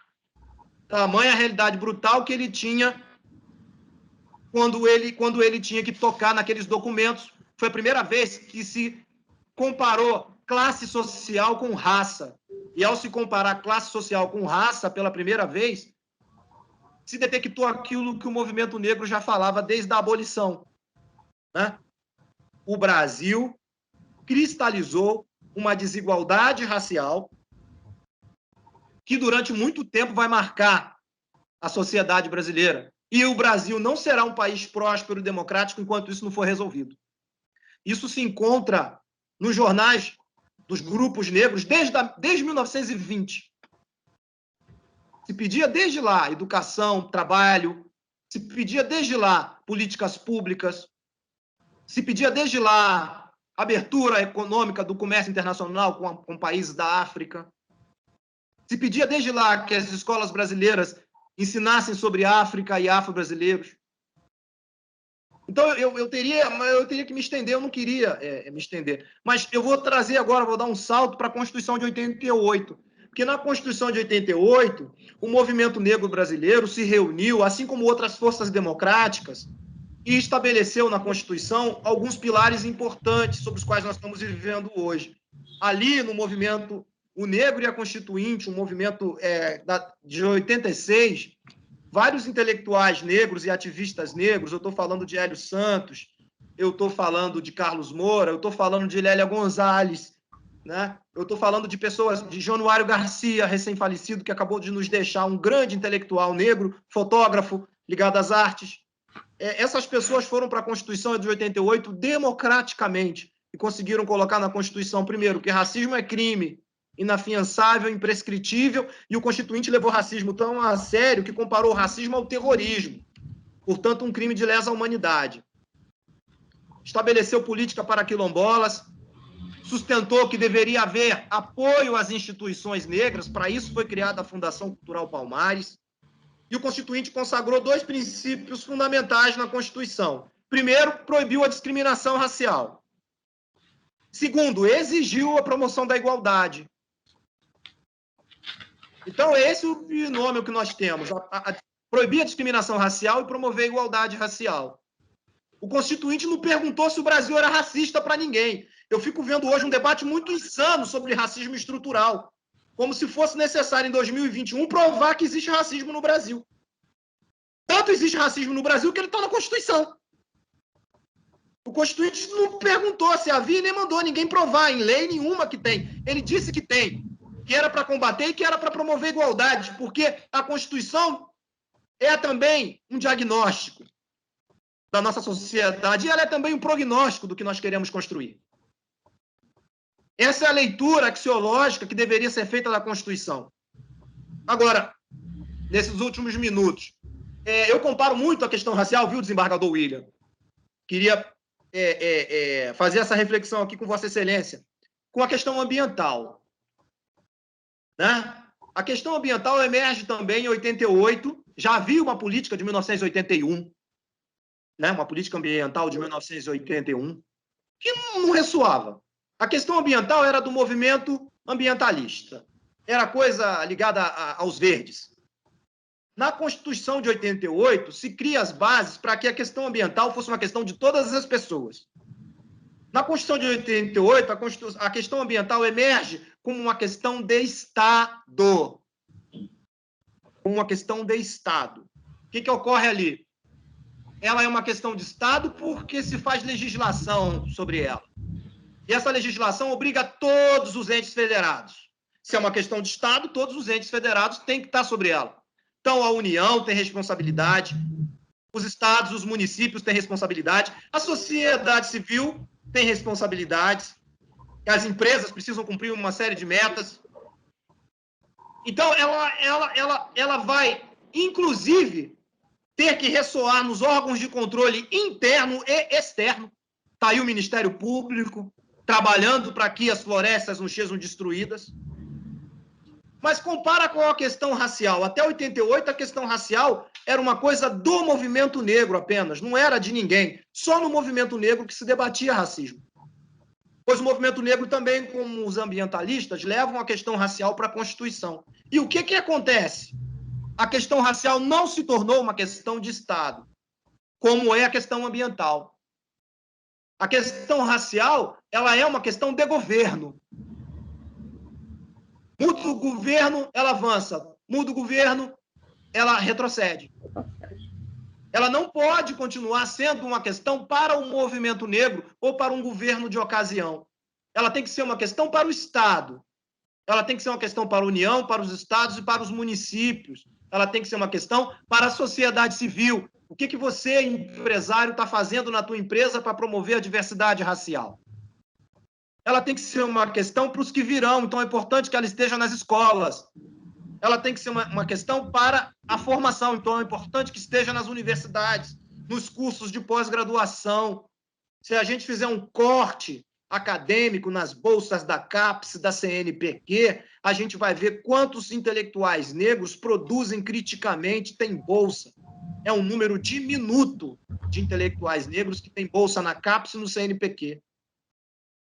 Nós, recentemente, fomos ao Supremo Tribunal Federal, numa DPF, perguntar à Suprema Corte, democraticamente, se era justo que os recursos das eleições, que são recursos públicos por conta do fundo eleitoral, não obedecessem ao princípio da diversidade de gênero e raça.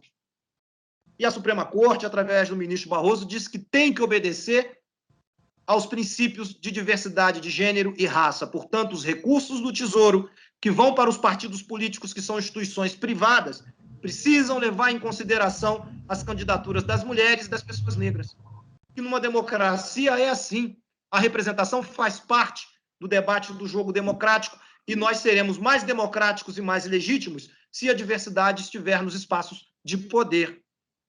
Então, é com essas colocações que eu gostaria de encerrar a minha fala aqui, não é? É importantíssimo que nós passamos a entender que não há espaço para democracia com racismo.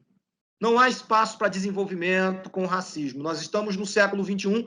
Tomara que a gente não tenha que atravessar todo um século, como foi durante o século XX, de novo esse debate sobre questão racial nas costas unicamente do movimento negro. Eu acho que se tem uma virada importante, e faço essa homenagem ao querido desembargador William Douglas, é que a questão racial é de todas as pessoas que queiram contribuir para um Brasil democrático e solidário. Não é uma questão dos negros. As pessoas brancas são fundamentais nesse processo, né? E é uma questão para a humanidade, é uma questão para a democracia, é uma questão para o Brasil. Muito obrigado. Muito obrigada, doutor Renato. Excelente apresentação. Eu queria fazer um comentário. Eu não sou uma grande escritora e nem uma grande constitucionalista, mas em 2017 eu publiquei o meu primeiro livro e de lá eu trabalhei os ciclos de exclusão, né, do mestiço, do africano e do indígena, né, que na verdade é uma nomenclatura utilizada para todos os povos originários aqui, né, e significa não gente. Eu trabalho isso muito com os meus alunos, né, e a nossa Constituição de 1988 é a primeira Constituição que eu reputo uma verdadeira Constituição latino-americana, que vem da ideia, né, da Pachamama, do Buen Vivir, trabalhando aí com as constituições do Equador e da Bolívia. E eu queria fazer uma singela leitura de um livro que eu repliquei. Eu faço poucas citações longas, os meus alunos sabem disso, mas tem uma que eu não pude deixar de fazer, que é do Eduardo Galeano.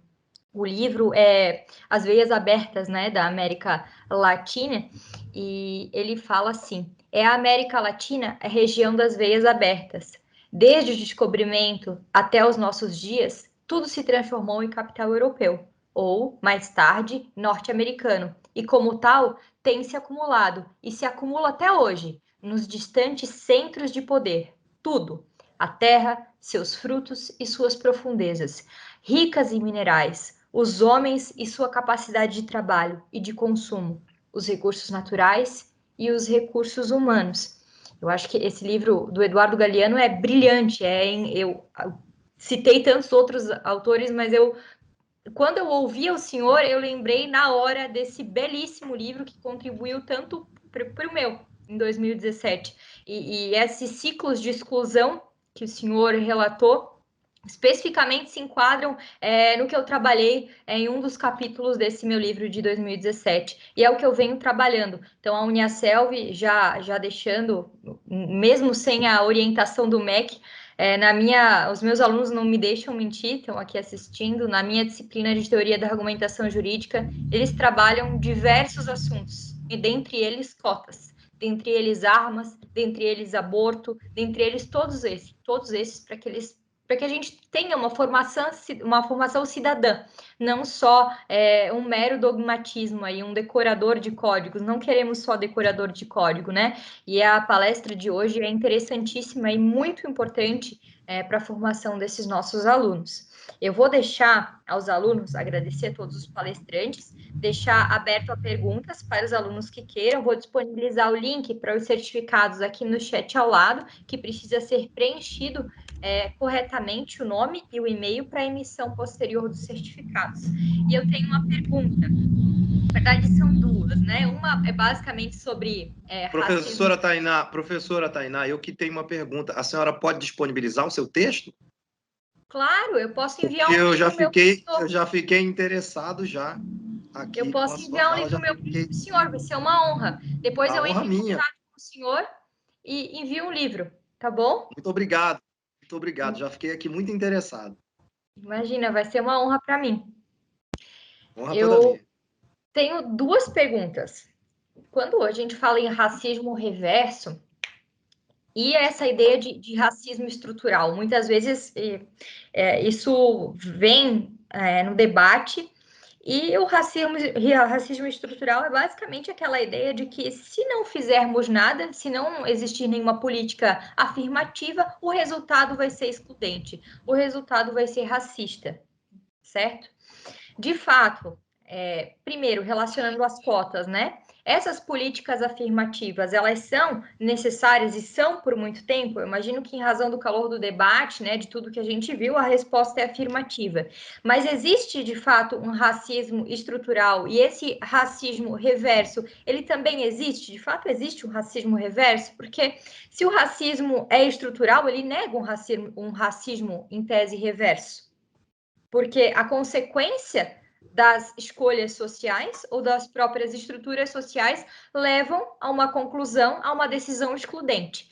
Então, eu queria, se eu afirmo a existência de um racismo estrutural, eu nego a existência de um racismo reverso? Essa seria a minha primeira pergunta para qualquer dos palestrantes. E a segunda é sobre os presos no Brasil, a grande massa, né, do sistema prisional brasileiro ser majoritariamente negro, pouco alfabetizado, e que sai do sistema prisional não alfabetizado, ou seja, o Estado falhou na educação inicial e falhou depois quando entrou no sistema prisional e não conseguiu conferir educação, e a violência policial relacionada a essa população negra. Eu queria que vocês, os senhores pudessem, algum de vocês, ou os três, como quiserem, falassem um pouco sobre essa situação do racismo estrutural e essa situação da violência policial e dos presos no país. Bom, professora, eu não falei sobre a questão do racismo estrutural, deixei até para os debates, mas a senhora aguça muito de fato. Existem muitas compreensões sobre o debate em torno do racismo. Mas vamos tentar, até por conta dos alunos, né? Racismo é um fato social. Racismo é um fato social e ele vai variar de acordo com o tipo de sociedade em que esse fato social se dê. E existem manifestações racistas em quase todas as sociedades. Uma sociedade em que você não consegue encontrar manifestações racistas. Não se tem registro disso, né? Eu chamo a atenção que as Nações Unidas, depois da Segunda Guerra Mundial, se debruçou em estudos sobre essa questão racial. Por conta de quê?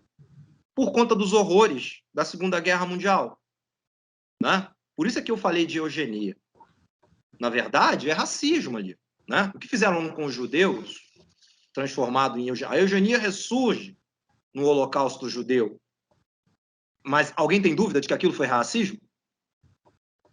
Então, o racismo ele é um fato social. do ponto de vista crítico, ele é uma categoria de análise sociológica, né, jurídica, histórica, que tem a ver com a relação de poder. E ele vai variar de sociedade para sociedade. Eu disse, em alguns países da América Latina, a questão racial toca mais a questão dos indígenas. Eu chamo a atenção para o fato de que as Nações Unidas estabelecem o conceito de discriminação racial como sendo uma ação ou omissão que, com base em raça, né, atenta contra os direitos fundamentais da outra pessoa, do outro grupo, do diferente. Então, pensando melhor, e Kabengele Munanga, indo autores, quer dizer, o racismo é produto da própria incapacidade humana de lidar ao longo da história com o diferente em igualdade de respeito, né? Igualdade de condições. A própria humanidade sempre teve dificuldade de lidar com o diferente nesses termos. O problema é que quando surge a modernidade, a ideia é de que essas categorias são categorias do passado. E de que a modernidade, quando consagra um direito universal, por decreto, por legislação, isso ia ressoar nos fatos sociais, de modo que nós seríamos tratados igualmente perante a lei. E aí, por si só, teríamos o mesmo respeito e a mesma consideração, simplesmente pelo fato de sermos pessoa.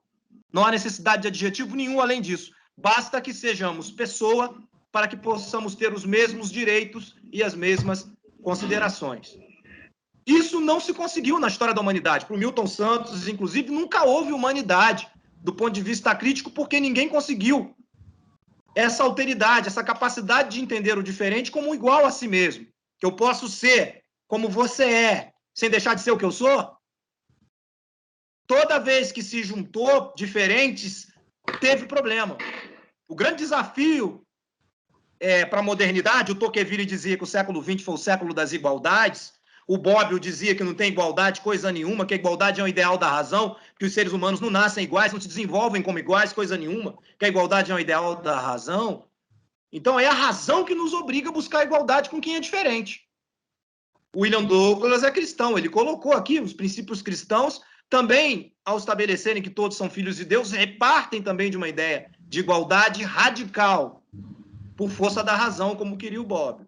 Então, é um desafio para a humanidade. Voltando à questão do racismo estrutural, as Nações Unidas acrescentam que a ideia de discriminar o diferente com base em raça, eu chamo a atenção que esse conceito ele ampliou muito de 88 para cá. A própria lei antirracista brasileira, que no início voltava-se muito na sua interpretação para a pessoa negra, ampliou para as pessoas indígenas, ampliou para judeus, ampliou para imigrantes, ampliou para ciganos.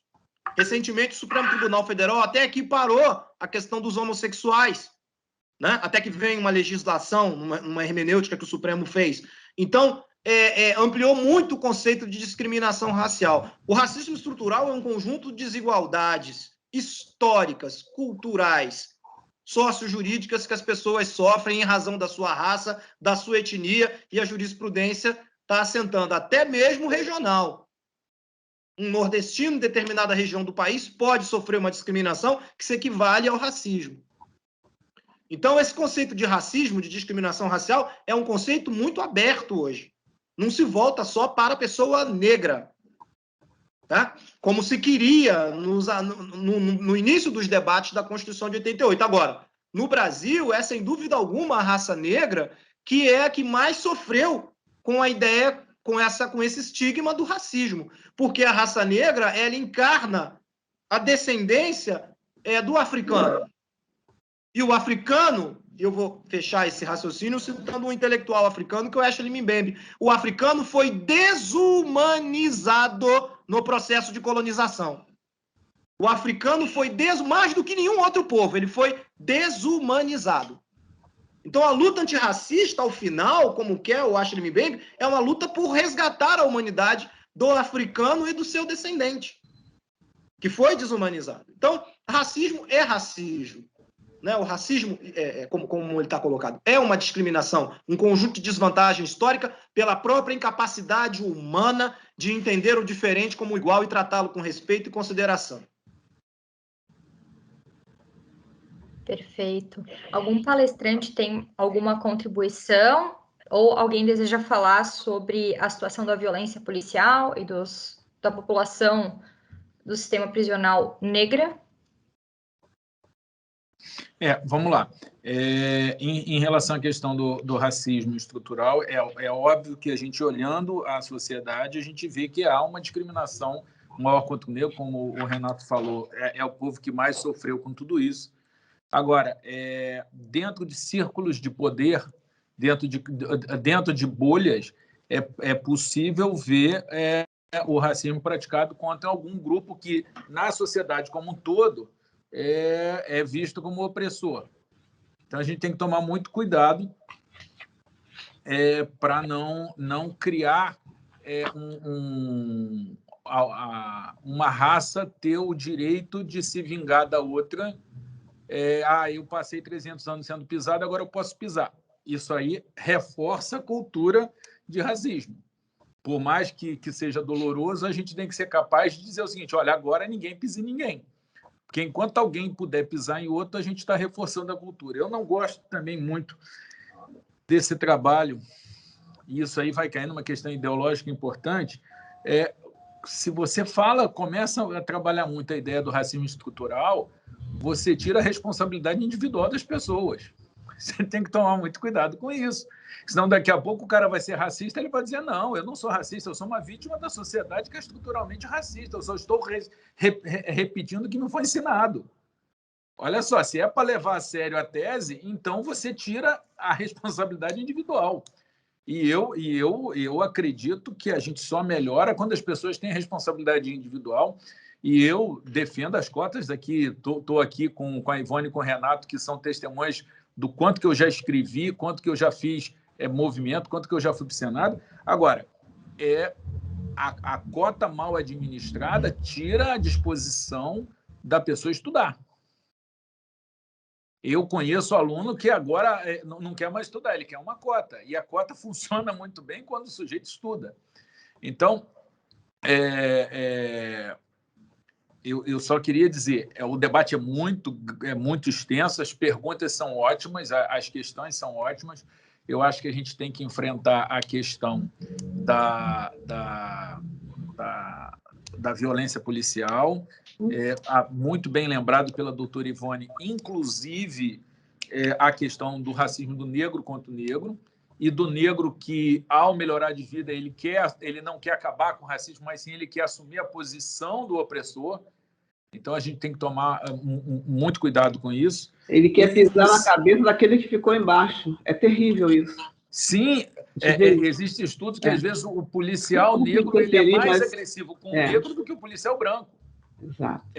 Então, olha só, não estamos lidando com uma questão simples, é um assunto complexo, é um assunto difícil, é um assunto onde, citando a doutora Ivone, nós já progredimos muito, mas ainda temos muito a progredir. Não quero me estender, só quero dizer o seguinte: fico feliz de todos esses assuntos estarem sendo colocados sobre a mesa, estarem sendo discutidos. Eu acho que o primeiro passo para você corrigir um problema é sair da fase da negação e da raiva e passar para trabalhar de uma forma inteligente. E a gente tem que conseguir isso, a gente vai conseguir fazer isso. Vamos nos unir todos. Eu teria uma coisa para dizer, já perguntaram sobre o racismo da polícia. Eu acho o seguinte: é lamentável que o genocídio aqui praticado em relação aos jovens negros seja apoiado pelo Estado, porque nada é feito contra. O Estado apoia as condutas dos policiais.